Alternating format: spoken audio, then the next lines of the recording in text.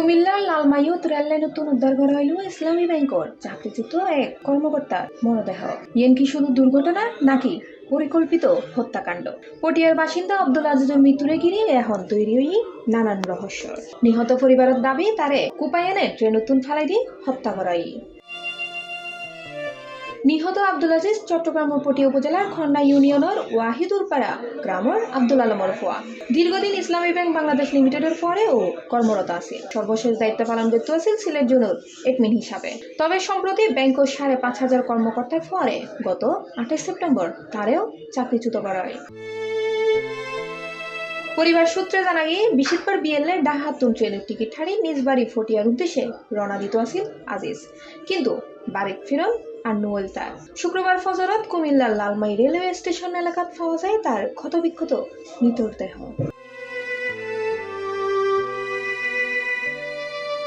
নিহতর স্বজনের অভিযোগ ইয়েন হন সাধারণ দুর্ঘটনা নয়।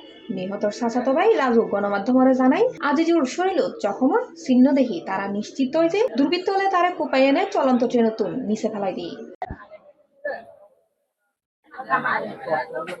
এই ঘটনার ফরতনি এলাকাত শকুর ছায়া নামিয়ে আসে। আজুনে সাবেক এই ব্যাংক কর্মকর্তার মৃত্যু সুষ্ঠু তদন্ত ও বিচারের দাবিতে বিক্ষোভ মিছিল করছে এলাকাবাসী ও সহকর্মী। প্রশ্নটি কিনলে এবং হারা টার্গেট করলেও এই তরুণ কর্মকর্তারে স্রেফ ব্যক্তিগত শত্রুতা নাকি এর পিছনে রহি অন্য কোনো বড় হারণ। পুলিশ মরদেহ উদ্ধার করে তদন্ত শুরু করলেও এখনো নয় হারে মৃত্যুর রহস্য।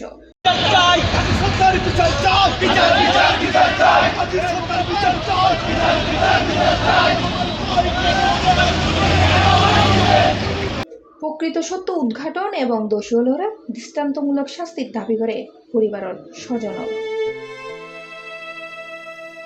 C plus TV, Chittagong.